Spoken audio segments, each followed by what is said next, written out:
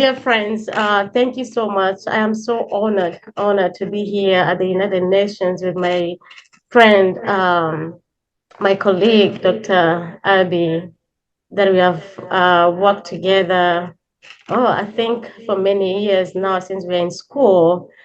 But it's an honor to be here at the United Nations to see how all the great women, and surprisingly, even men, I wish you guys could be here, but I was so happy to see the number of men who came to celebrate us women and to push forward and discussing of different issues that has been going on with women and girls. So thank you, the leadership, and everyone who is on this forum today, and also those who are not here in the leadership of Jagil. We are honored to be given this opportunity to share a few words on this topic of inspiring inclusion, a topic that has been an ongoing discussion even here at the United Nations during this CSW68, the Commission on the Status of Women. For 2 weeks now, all women around the globe have been here, and of course, addressing all those different issues that we may all know and have been you have witnessed in your local areas. There is hope. There is hope because seeing the number of people who are here, there's a great hope. And I know for sure that as the discussions continue and sharing all these challenges and so that we may take initiatives that will help eradicate and bring change in our communities, there is hope. Although this topic has been discussed over and over again, there is still need to continue with the discussion so that we reinforce the awareness of the impact that the beauty of inclusiveness brings to us in the communities. So, what do you think about inclusion or inspiring inclusion? What comes in your mind at first? At least many discussion has been going on even here. Different people have mentioned it, creating a world where everyone gets a fair opportunity, of course, equality for all, no matter, it doesn't matter where you come from, the language you speak, or gender, or the social status.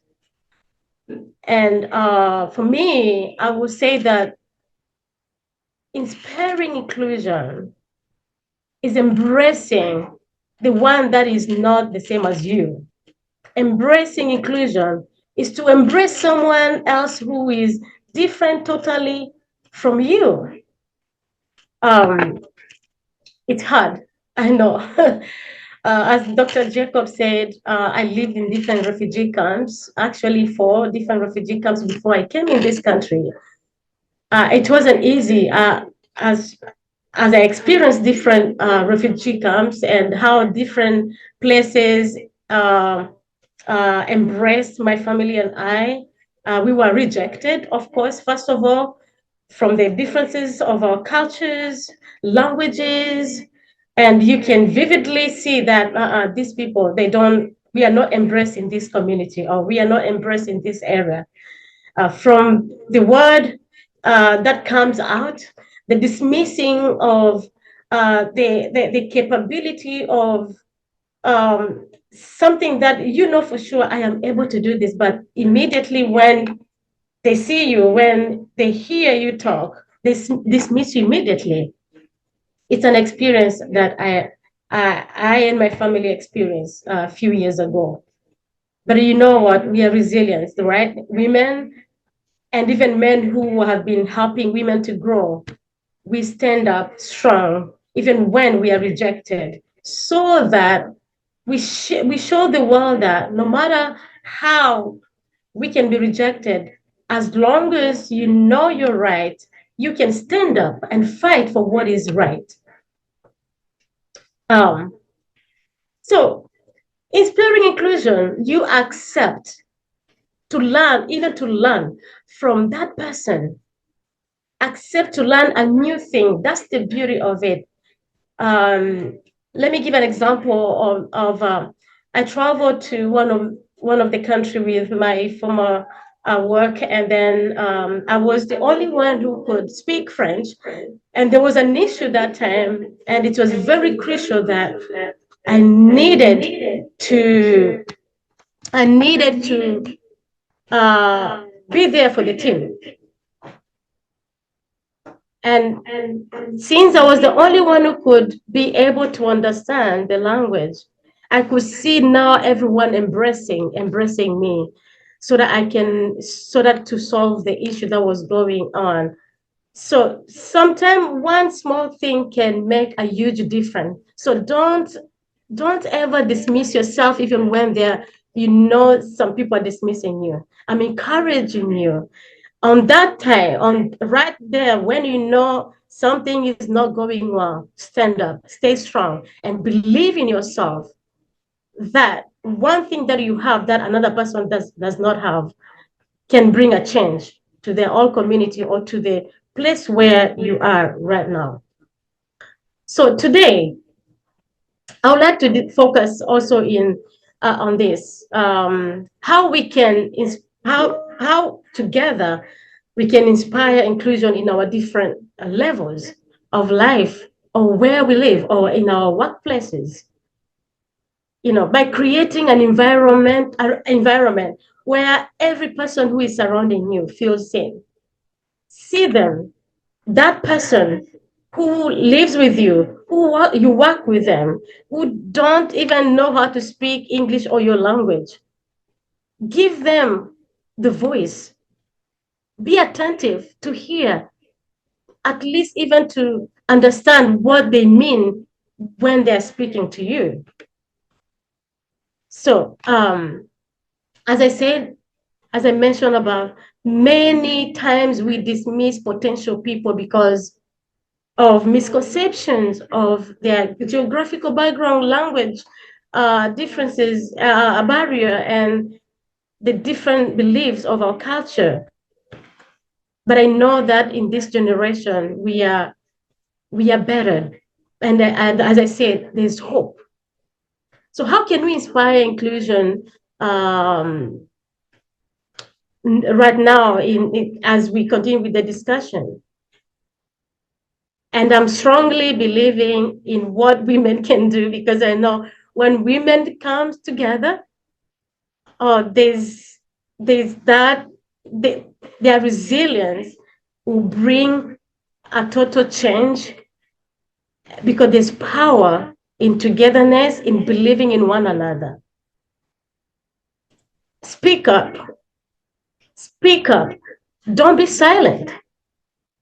You know what is right. You know the issues in your own community. I know the issue that is in my community. Dr. Abby mentioned earlier that I am the founder of African Girls Foundation. Why did I found African Girls Foundation? What was the issue that was burning in me? Is the lack of education in my community. Young girls not going to school, young girls who are really, really hunger to go to school, but they couldn't. The same as me, experienced the same thing before I became the person I am today. I experienced the same thing. So when we know the issue that is going on in our area, of course, it is our responsibilities as leaders to stand up and speak up to those who cannot speak for themselves. Reason why we have been given the knowledge and opportunity to advocate for those who cannot advocate for themselves. And the third thing is to refuse the stereotyping. When you are labeled with names, a few years ago, I was labeled with names and refugee, or my English When I landed in this country, one of the culture shock that I experienced is when I would speak and someone would be, what? I can't hear you. And to a point, some of the people are like, oh, well, let's just do text and emails. So you are being dismissed openly that you feel even that you don't belong in that community. You don't belong in that workplace where you want to share your expertise. But I know that your resilience and also the power of knowing what you have as a person, you will stand strong enough to fight for what is right for you. So